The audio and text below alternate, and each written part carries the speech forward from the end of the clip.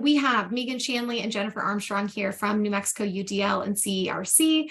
And ladies, I'm going to go ahead and turn it over to you. Thank you, Amanda, and thank you, Benetech, so much for having us here today. We are so excited to share with you what we're doing in the great state of New Mexico in regards to Universal Design for Learning. I am Jennifer Armstrong, and I am one of 8 coaches that are tirelessly working across our state to bring UDL into our classrooms to make them more equitable. You can see in my bio that I'm an educator. I've been both a general educator and a special educator. I've also been an assistive technology practitioner, and I've been in UDL for quite some time. And I'm here with my wonderful colleague, Megan, who I've worked with for about 6 years now as we've worked across the state of New Mexico. And I'm going to let her introduce herself. Hi, Jennifer. My name is Megan Shanley, and I'm an occupational therapist and an assistive technology practitioner. I've been in New Mexico's educational system for about 24 years now, and it's a joy to be here with you today, Jennifer. Share about our project and all of the benefits that Universal Design for Learning can have for our students who need alternative methods to learn. So yes, and so our team of 8, we're assistive technology practitioners, we're occupational therapists, educators, counselors, administrators, all with a common passion to really help our students access their voice and have choice in the classroom. Our project in the state is in its infancy. We're now in year 2. We have 28 districts that have willingly joined our project and partnered with us. So our project entails us coaching and working with the local UDL teams. We also provide many resources, UDL tools for them to use in their classrooms. And we're just super excited to see the impact that our work has done already. Our students in New Mexico are becoming engaged and empowered through Universal Design for Learning. So we're here to share with you just a little bit about what we're doing through the UDL framework in this short time that we have together. Thank you again for being here. And what is the most UDL? important question, right? What is UDL? Yes, this is the question of the day. And we could spend a whole day on Universal Design for Learning. We really could. Many of you, I'm sure, have heard of it because it's been around since the 90s. But in a nutshell, it's a lens. It's a way to view the students in your classroom so that you can change the learning landscape and reach all students. It's a framework.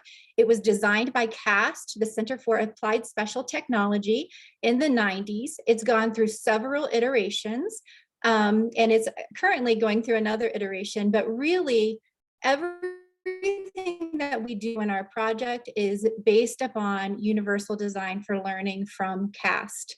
Again, it's a lens, a way to make sure that we're reaching all of our students in the classroom. In UDL, we say the strategies that we use are necessary for some, but good for all. Again, it's research-based. It's based on effective teaching strategies, and it's also based on neuroscience. So today's goal is we just want to show you how we're using this framework.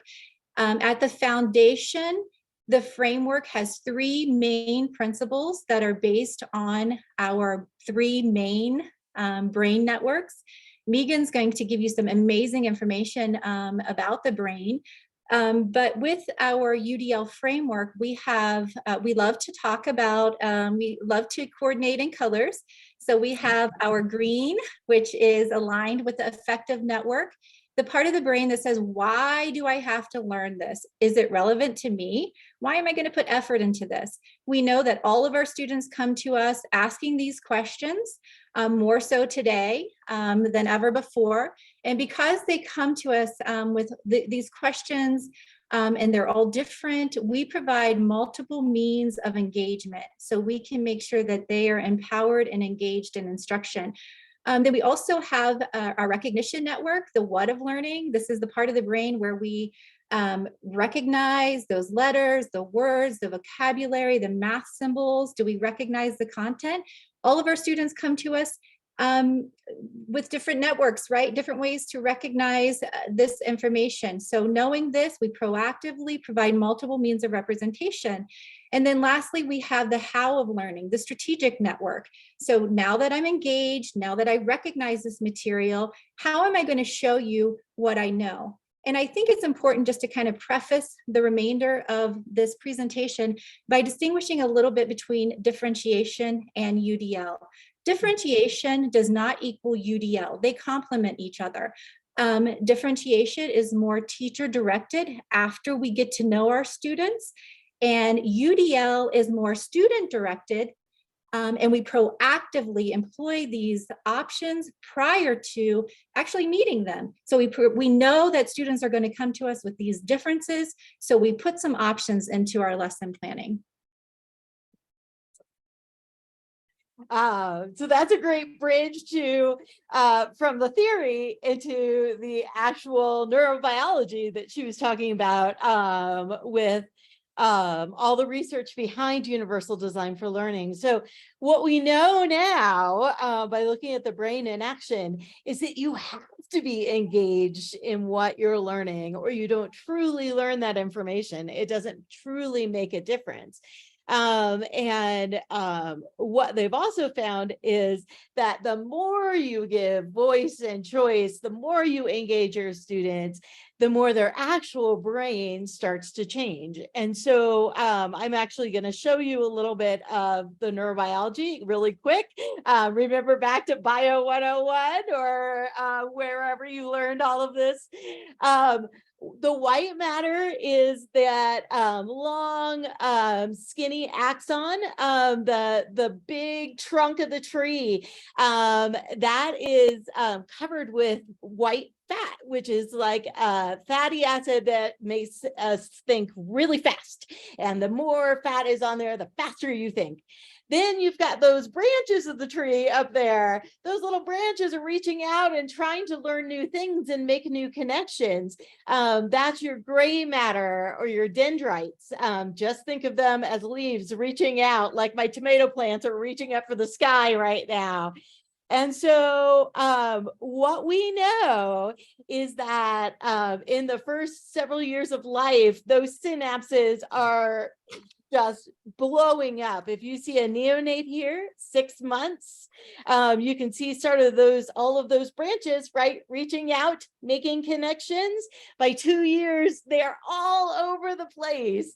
And by 6 years, you can see it's starting to prune down a little bit. And by teenage years, can you see a little bit of a fewer connections there? All of these connections, all of this brain structure is contingent on the fact that we give choice and voice to our students, and they truly engage with the process of learning and given options to actually show you that. And so what happens when we don't provide options, this is left on the left, a normally developing brain. On the right, we have one that has been severely neglected, that has been not allowed to process this or have a lot of voice and choice. And so we are actually making a huge difference for our kids in their actual brains themselves. So this is why we're so passionate about this. Yes, thank you, Megan. And with that information, it's even more important to make sure that we're giving that choice and voice in our instruction. And as we travel throughout the state of New Mexico and we talk to our teachers and our students too about UDL, there are some key vocabulary that we focus on. And one of those is the jagged learning profile and learner variance. So we can see here that we have a picture of a student. Next to the student is a chart. That chart is headed by low, average, high. And then we have a dotted line running down the column for average, okay? On the left-hand side of this chart, we have some different learner characteristics. We have memory, language, knowledge, reading, vocabulary, curiosity, perceptual, cognitive, and interest. And notice how this blue line is not running down the average line, right? It's jagged, okay? There is no average learner. And Todd Rose coined this phrase, there is no such thing as an average learner. And he has a wonderful TED Talk that is included in our UDL handout that's available in the resources page. And he takes this idea of a plane. So on this slide, there's also a fighter jet. And a long time ago, these fighter jets were crashing, and they couldn't figure out why the pilots were crashing these jets. And they realized, because they had some extra time on their hands at the time, that it was because the cockpit was designed for the average person. And we now know that there isn't an average person, right? So we have the adjustable seats and steering wheels and things like that. So he takes that and he applies it to education. There's no average learner. So therefore we can't teach to the average anymore. We have to give choice and voice. And also with this, we talk about variability. No two brains are alike. They're as unique as our thumbprint. So we need to make sure that we are respecting these ideas and that we are encouraging choice and voice in our classroom. Awesome. Okay, and another term that we talk about a lot in Universal Design for Learning is barrier or barriers. We believe that the students are not the barrier, that the barriers are actually in their environment. They can be cultural, physical, instructional, emotional. And so we in UDL believe that we need to remove or reduce these barriers proactively, knowing that students are going to come to us not reading on grade level or not writing on grade level. What can we do to help them access the content? And Shelley Moore, I'm sure you've heard of her. She is a wonderful UDL guru from Canada. She has amazing resources and videos. You might know her for her bowling video. But this is one of her latest videos where she talks about how we need to reduce barriers and plan for all. It's about a 6-minute video, and we're going to go ahead and play this for you today. Yeah, she's so wonderful. You can't miss it. Welcome to 5 More Minutes, useful videos in about 5 minutes that support the teaching and learning of all students. I'm your host, Shelley Moore, and today's episode is called Reducing the Barriers, Planning for All.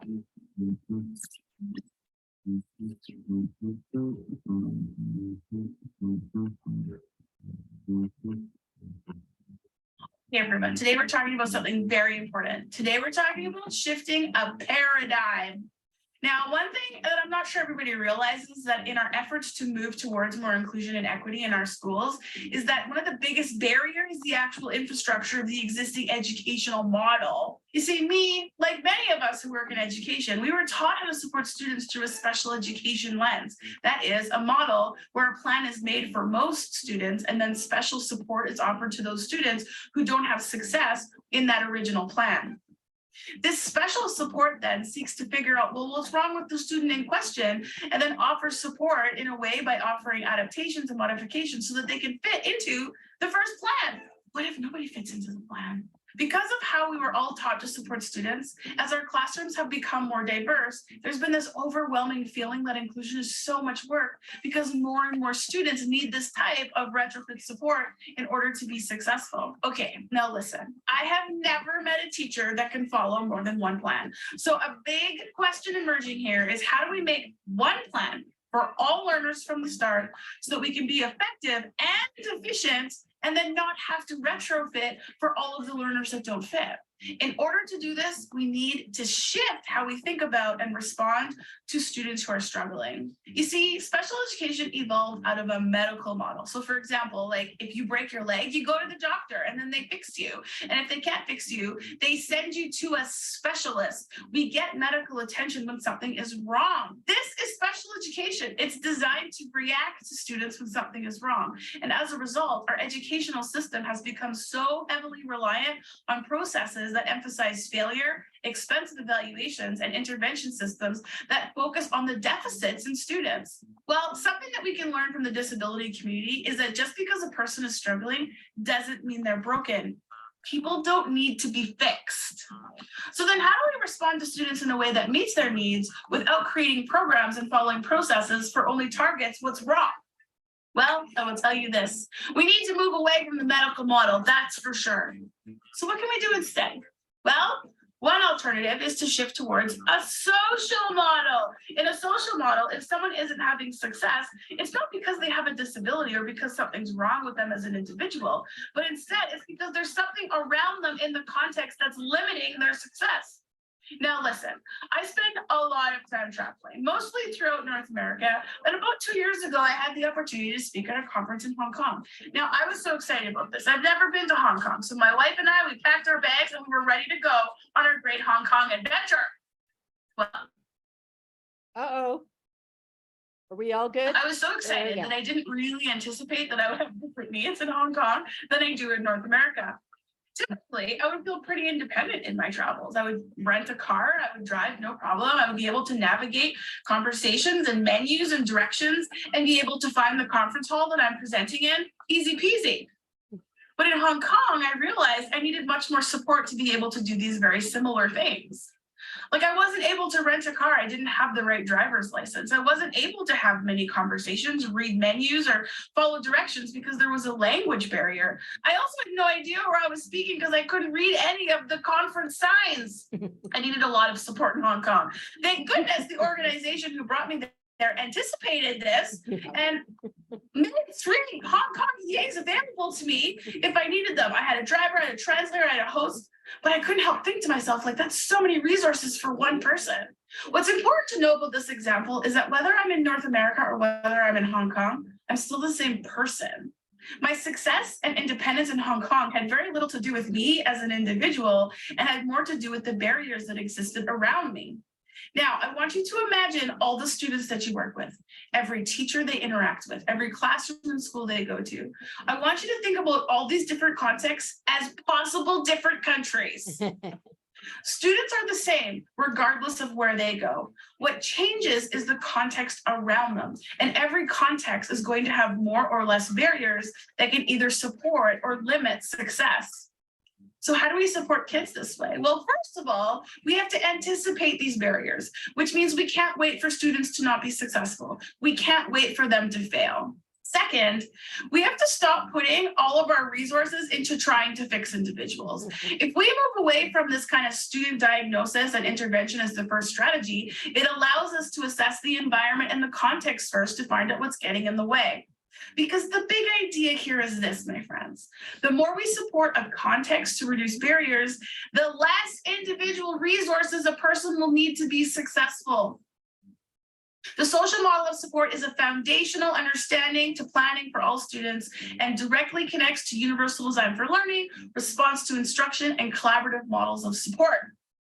It would be very difficult to try and implement any of these frameworks if we were only looking at students through a medical and deficit-based perspective. Students are not broken. They may need support, but today's challenge is asking, instead, look around the student to see how can we fix the context so that barriers are reduced instead of looking at what we can do to fix a student in their deficit area. Thank you for tuning in to this episode of 5 More Minutes. Make sure you take a look at the 5 More Minutes podcast where we dig deeper into some of these big ideas. Give us a like. Don't forget to subscribe. I love her. That is just such a powerful message for our students. Don't want to miss any of these. And Welcome to we 5 have more. to go to the next. There we go. Awesome. I got a little stuck there. We are, isn't she great? She's just got such a strong message. And, you know, as we're working across the state of New Mexico, we're hearing this more and more that my students are smart. I know they are, but I can't get the information out of them. And she is saying this powerful message of that we need to include everybody at the beginning. Right? Just like Jennifer was talking about with differentiation. So this is another video that I highly recommend people watching. It's Dean Bragner. He's an amazing man. And he talks about the paradigm of individuals with differences that we used to be, and I say we because I'm dyslexic, the top of the pile. And we used to be the inventors before the printing press. But now that the printing press has happened, this power structure has changed. And all of a sudden, it's the people who are literate that are on the top of the structure, not our open-ended thinkers. And we see that a lot in learning differences in architecture, engineering, arts. 40% of small businesses are run by individuals with learning differences.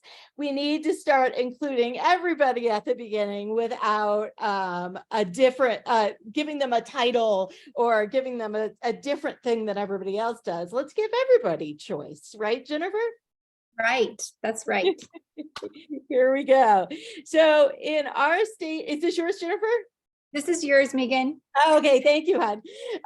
So in our state, what we're doing is we're going out and we're giving all of our schools that participate, and it's a free project. They sign up and we give them ways to engage, such as Bookshare, right? We're here today.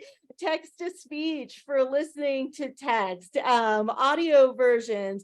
We give, in a second, we'll talk about action and expression. We give word prediction, voice recognition, and we give support in all of these tools and all of these learning approaches. I'm going to go ahead and open this classroom really fast. Do you think we have time, Jennifer? I think so. Yes, let's do it. I think it's important. So this is, can everyone see this classroom now? Yes, we're good. Okay, good. So this is the Patents Project in Indiana, and I absolutely love their example classroom. We're actually trying to build one in New Mexico right now with our participant districts. And it's different ways to provide voice and choice within the classroom. Providing resources digitally offers an alternative option to traditional printed resources. So we're looking around the classroom and we have options for sitting, like this one. I love the how to hug chair. We have examples of QR codes to give basically alternate information. On our handout, we have an exhaustive list of free items that are on this, as well as you are welcome to come back to this classroom and explore it at your will. Did you want to add anything to that, Jennifer? I think the only thing that I would add is that, we all know that universal design for learning is not only about technology. So as you dive into this classroom, notice some of the things that that are low tech and don't require the use of technology, such as visual schedules and other items. Awesome. All right. So, Jennifer, yeah. So our second principle in UDL is representation, finding multiple ways to represent the material so that our students have access to perception and language, mathematical expressions and symbols and comprehension. So the goal of this principle is that our students become resourceful and knowledgeable. It's really about the students and their voice. We build layers and we build upon choice. We introduce choice in these areas and then we teach them how to choose. But we have knowledge covered, right, in our standards, but how do we teach them to be resourceful? How do we teach them to know what their strengths are and to choose things that align with their strengths? So we have in our project, as Megan said, of course, we provide the wonderful resource of Bookshare, could not live without it, the digital library and the resources for access, text to speech. And then we also, to really address math for the first time, we use the tool Equatio, which is a wonderful resource for our students that may struggle with writing math, lining up math, organization. There's, I think, 8 input methods, so they can speak into their computer, they can speak math, they can use handwriting into the computer. So it's a wonderful resource. Awesome. And then lastly, action and expression. Last but not least, often we have this one covered because we can provide alternative ways for our students to express what they know through project-based learning and other aspects. So in this principle, we focus on providing options for physical actions, for expression and communication, and executive functioning, because we want our students to be strategic and goal directed. So on this slide, we have two samples of student work here in New Mexico. The first one is showing you some puppets that one of our high school students created. So this student encountered barriers in instruction in the area of writing and organization. So her teacher gave her a choice to show an alternative way of what she knew in regards to historical figures. So you can see how this was her strength, and you could probably make out some of those historical figures there. I have a second grader of my own, and she was able to identify these figures. So pretty amazing there. Just an example of how choice provides, so makes things better in the classroom. And then lastly, in the bottom right corner, we have another sample of student work. And this student was in a culinary arts class. This student was identified as being autistic, struggled with writing, encountered barriers in writing and, orally saying what they learned. So for a final project, those were his options.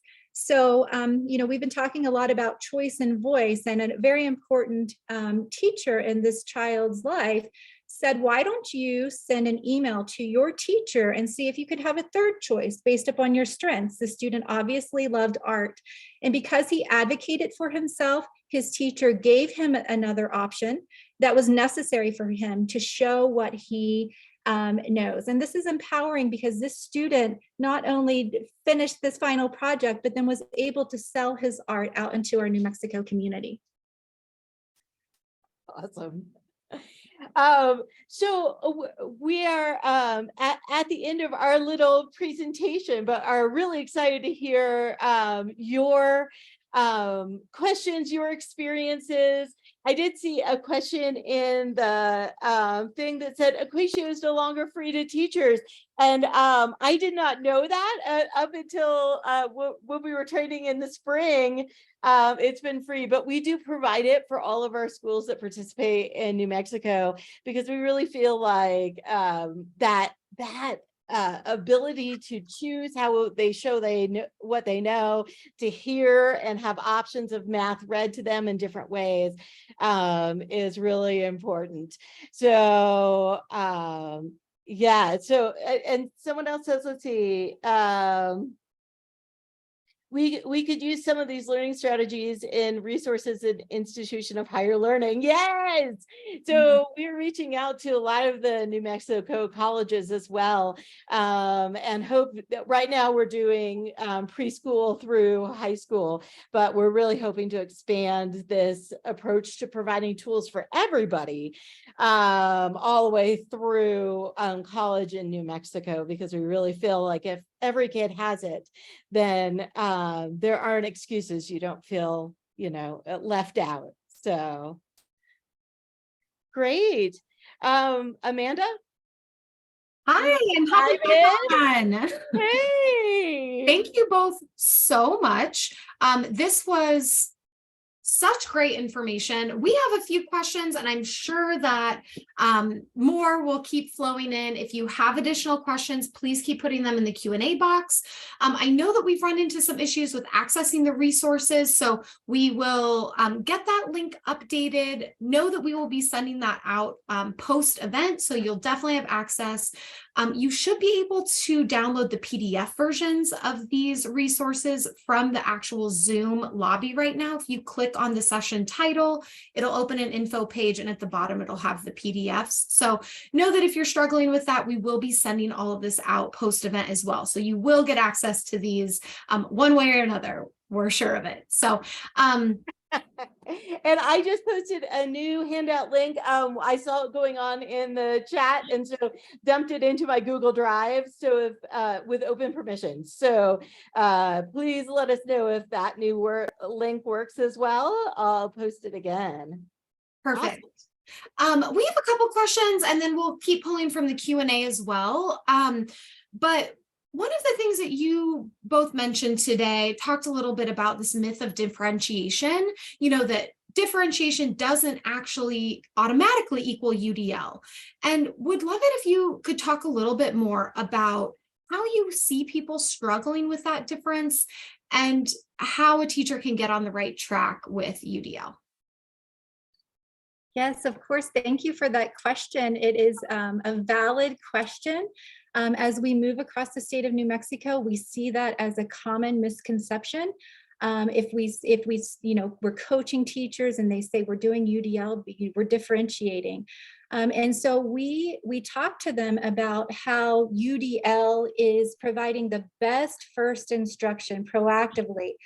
And then differentiation is something that you can do within, or that you do within the UDL framework. And Megan, if you don't mind, if you could just, we didn't get to that last slide there, but a wonderful resource to use to really help you wrap your head around the complementary nature of UDL and differentiated instruction is by Novak and Tucker, and the UDL and blended learning, thriving in flexible learning environments or landscapes. A wonderful resource if you're just new to UDL and you want to learn more. Novak is amazing, but this is kind of a resource built up on page 46, I believe. I can't see there, maybe it's 42, in the book, of how you start with universal design for learning proactively. And then in this process, you're collecting formative data, you're making decisions, you differentiate, and you circle back and you do UDL again. So hopefully that answered your question, Amanda. Thanks, Jennifer. That's wonderful. And thanks for sharing this information in the slide as well. In addition to the handout with all the links that Jennifer and Megan have been referencing, the slides are available as well. So you'll have all of this information also. You've talked a lot about, we looked at the classroom where you could see all of the different both tech and kind of low tech options for incorporating UDL into a classroom. What are other ways that somebody here today could impact their students, maybe outside of just in the classroom? Well, I mean, I think that your keynote speaker spoke, volumes about kind of experiential approach to learning and allowing the kids to engage in problem solving hands-on. I think that recently we've kind of swung as a population in education towards more, scripted curriculum and things like that, but we can't give up that learning hands-on piece that gives the kids the options of how they learn it, and giving them options for how they understand the information itself. And so I think it can start really easy with like a choice board. I mean, that's just a really easy, Jennifer has a wonderful bingo board kind of choice board for students. And just because what we find is students don't know how to make choices now. That's not been part of their educational environment. It hasn't been part of their expectations. And so we have to give them the permission first. They have to learn how. So easy structures like that can help give a little bit of a parameter and not just say, go learn, right? I love that. Something that, oh, sorry, but before I cut you off, Jennifer, is there anything that you would want to add to that? I agree with everything that Megan said. That was a wonderful description of how we can impact our students. And what we've begun to do in New Mexico now that we're moving into year 2 is to really share the research behind the UDL framework with students themselves, because we kind of possess this framework, as educators, and we're going to put this in place. But, when you really start to wrap your heads around UDL as an educator, when you understand the foundation and the heart of why we do what we do, and it's really respecting our different, to circle back to the title of this session is, being equitable in our classrooms. So speaking to our students about our differences and our goals in UDL and our brain networks, and it's okay to be different. I think just empowering our students and passing that information along to them. I love that. That's great. Yeah. And later today, we have a panel of students coming to talk to us a little bit more about this. And I think that's something that they would echo as well, that they are able to better advocate for themselves if they have more information about what's going on. And so I really love that. A question just popped up about if there's any specific research that you share with students frequently. So one of the things that we do is based on research. It's a resource that we have. So I'm going to kind of shift to this resource just because it has been our empowerment tool, our brain finding tool that we're using with our students. And it's called the UPAR, the Universal Protocol for the Accommodations in Reading. And so for the first time on this universal scale, you can administer this empowerment tool with your students to see at what grade level they can comprehend text with the use of technology. So that is a springboard into the framework and other research. And yes, we have a plethora of resources for that research that we can share with you as well. If you don't mind, Amanda, I'd like to share one case study with you. We had an 11th grader that was segregated from his typically developing peers. His teacher told us that he was reading independently on a second grade level. We were able to do the UPAR with him, and we found quickly that he could comprehend above grade level. Now, he knew this. He knew that whenever he had technology or whenever somebody read to him that he could understand. But what was empowering was for the first time, his teacher could see what he could do, so we made sure that he had these resources that were necessary for him. But as Megan said, we're putting them in play for all students so they can, maybe there's text that they're not interested in, or that's written at a college level and they really want it for research. They're reading at a 10th grade level. They have these tools readily available for them. Oh, I love that. And UPAR, I believe, is there's some cost for a digital version, but there is a free PDF version of UPAR as well, right? Yes, that you can do. So it came out of, and there we go, Megan's going to pull that up, and she's our UPAR. I'm going to have her speak to this. Oh no. I just love UPAR so much because not only is it showing like strengths of a student, but it's sometimes the first time, like Jennifer said, that kids really see a solid reason that they're smart.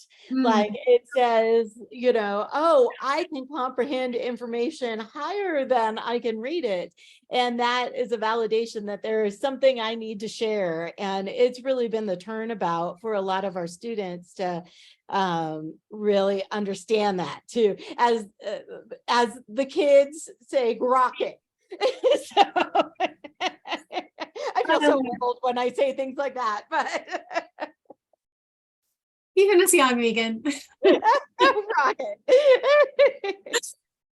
I know too that UPAR can be used to inform things like the way an IEP is written, or to help come up with accommodations or things like that. A question came through about how you would advise educators to flex or to change the way they're evaluating students. And I know UPAR, this can help with that. Are there other things that you would advise teachers to do when they're evaluating their students? I would say to be flexible. We really haven't used, that's another term that we say often in UDL, is flexibility, being flexible, having elastic structures, include students in discussions about how they want to be evaluated. I know this might sound outlandish, but it's really happening in our state. I'll give you an example. Just, basically just having conversations with your students, as simple as that, like talking to them about their learning styles, their strengths, and the resources, the type of things that they need to succeed. We walked into a classroom in northern New Mexico, and it was a computer classroom, and the teacher was just telling us that her students they weren't engaged, they were bored, they were learning Microsoft, and we just said, okay, while you teach, can we just walk around and talk to your students? And that's what we did. We got our notebook out and we walked around and talked to each one of her students while she was teaching. And and we got ideas about what we could do to really change that learning landscape to be more engaging. So to circle back to the initial question with evaluating, just to be flexible and include your students in the evaluation process, I guess. Yeah, and I'll yes and that. Just saying that really there are so many ways to show what you know. We've had kids when I was in anatomy class for OT, I made the bones out of clay in our clay lab and did the ischial tuberosities and things like that. Like, kids are very good at giving you ideas to show you. It's giving that flexibility, and that's really hard. It's a risk for teachers. The kids love it, but the teachers are like, what's going to happen if I let go of the reins this way?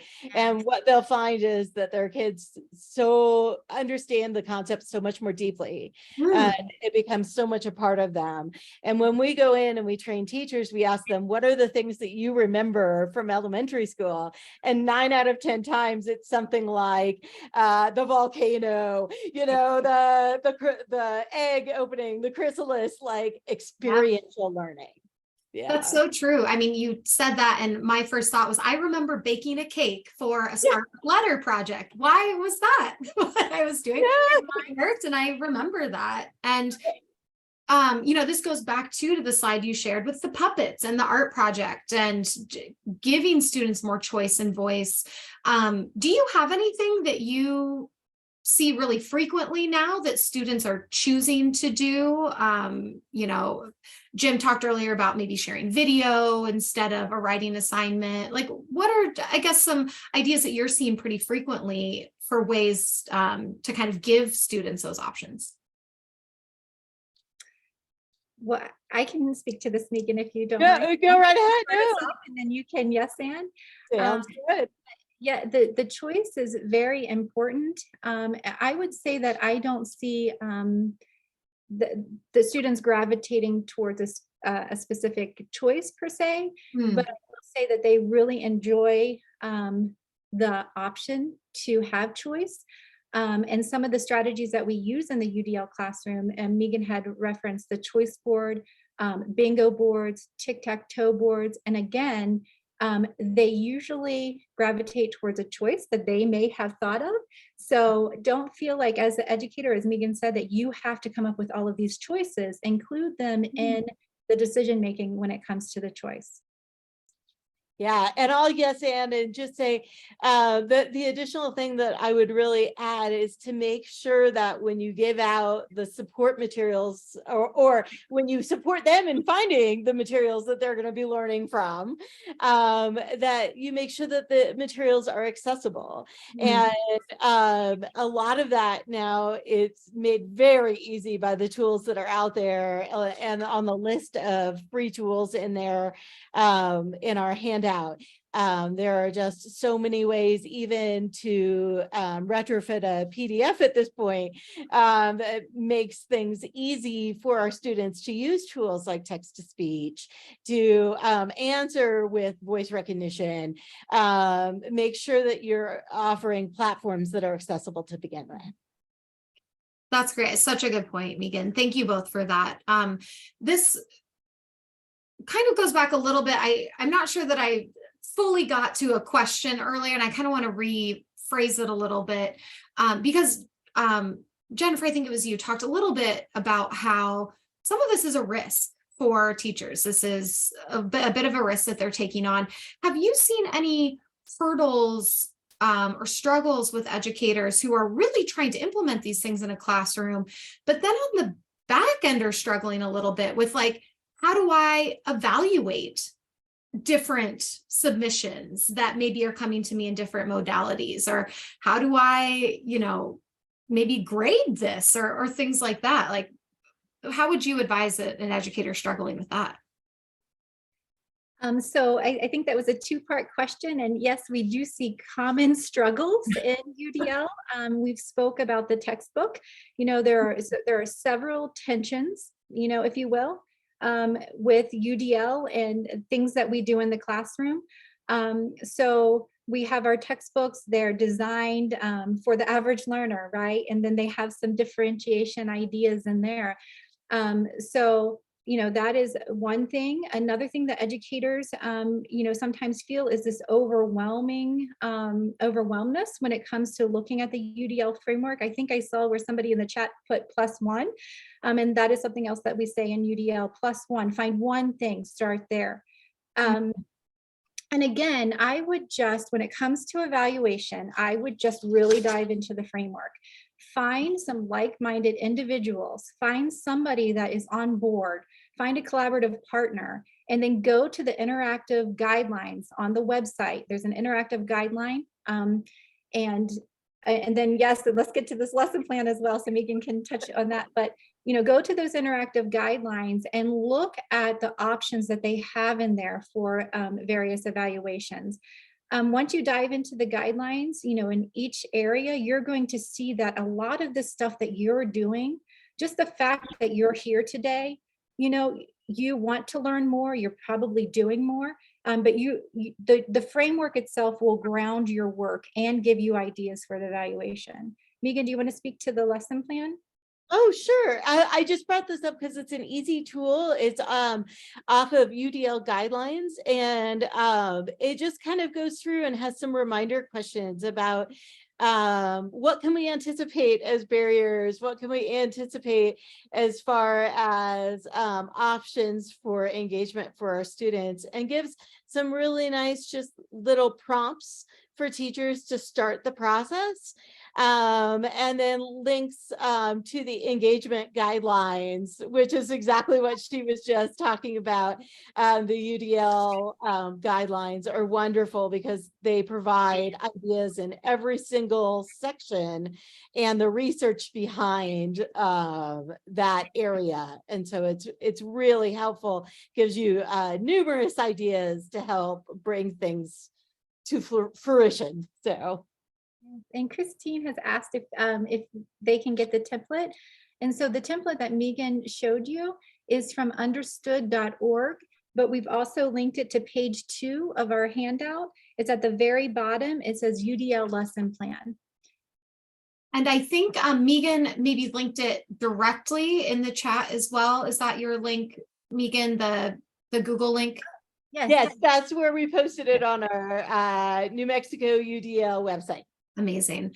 I'm going to try to sneak in 2 last questions here in a very limited time because they're great questions and you all have such a wealth of knowledge here. This question said, you know, this approach really makes sense, but how do we continue, you know, how do we include this when continuing to prepare for something like state tests? Oh, can I jump in on this one, Jennifer? Please, Megan, please. Hey, oh my gosh. So this is my nemesis is standardized testing, right? But there is a point where we need to have some of those skills.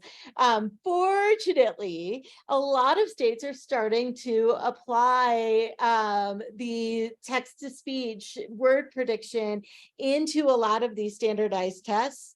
No, this doesn't mean that they get a lot of voice and choice in a standardized test, but yes, it does mean that a lot of the tools we're using throughout the day with our students are actually carrying over into testing. In the state of New Mexico, we even have co-writer from Don Johnston embedded in some of our response sections for writing. So there's word prediction in there for our kiddos. So we're really trying to advocate for that at the state level, which has been great. And then I'll yes and really fast myself. How's that, Jennifer? That's awesome. I love it. I'm looking forward to it. I know what you're doing. Yeah. And I will say that there is research behind all of this, and that the tools that we give these kids increase all of their skills, even if they don't get it in a standardized test. They will do better in the standardized test because they have that base skill. So, Jennifer, what else? I think you touched on everything. It just goes back to, of course, another tension is that standardized test, but when our students are empowered daily through choice and voice, they're learning things and engaging with content in a higher level, and then that will be applied to the test. Perfect.